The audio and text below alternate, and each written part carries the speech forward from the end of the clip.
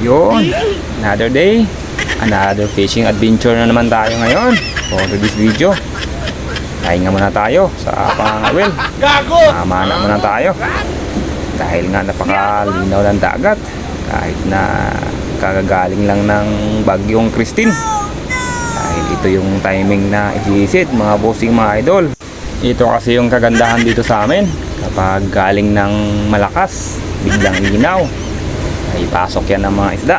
Kaya ito ang tamang panahon na tayo sumisid. Dito na nga tayo sa spot. Dayo nga pala ako dito sa 5 milyas, so 5 miles. At yan nga, matapos kong linisan yung aking tempered glass, kinasa ko na rin agad yung aking pana para ready agad dahil maraming ang isda sa spot na ito. Dahil hindi bugbog sa part nga na ito, dahan-dahan na akong bumaba ng aking bangka para hindi gaano mabulabog ang mga isda sa ilalim ng dagat. Maya-maya nga ng kaunti nung ako'y papunta na ng kantuhan sa malalim na area, may napansin akong balatan. Tawag nga pala sa amin nito, yung balatan na ito ay long neck, at good size na siya. Ang bilihan pala nga dito sa amin ito ay 300 ang isa kapag buhay. Maliwanag na kwarta ito. Ayan, lagay muna natin sa bangka para sure ball talaga. Sobrang linaw ng tubig, kahit nasa 10 tipa na ako, kitang kita mo pa rin talaga yung mata ng mga isda. Tapos walang agos, talagang napakaganda ng dayo natin. Timingan talaga natin na napakaganda ng dagat.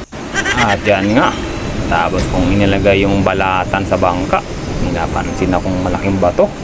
Ating sisilipin para may sumilong na isda.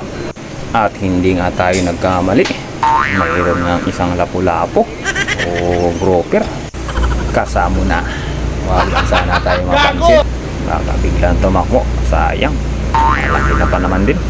Ayan nga, speaking of bulabog, may paparating nga ng bulabog. Walang niya kasi Ber, sumali ka pa sa eksena ko, pero yung lapu-lapo naka-steady pa rin at nakaharap sa akin. Yari kang isa, patay ka. Yun, napuruhan natin, naulo natin, good shot.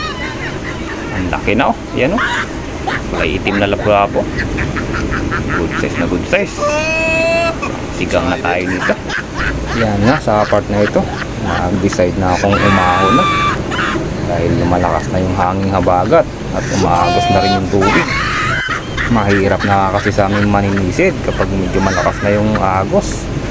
At yan yung ating huli, lapu-lapong kulay itim.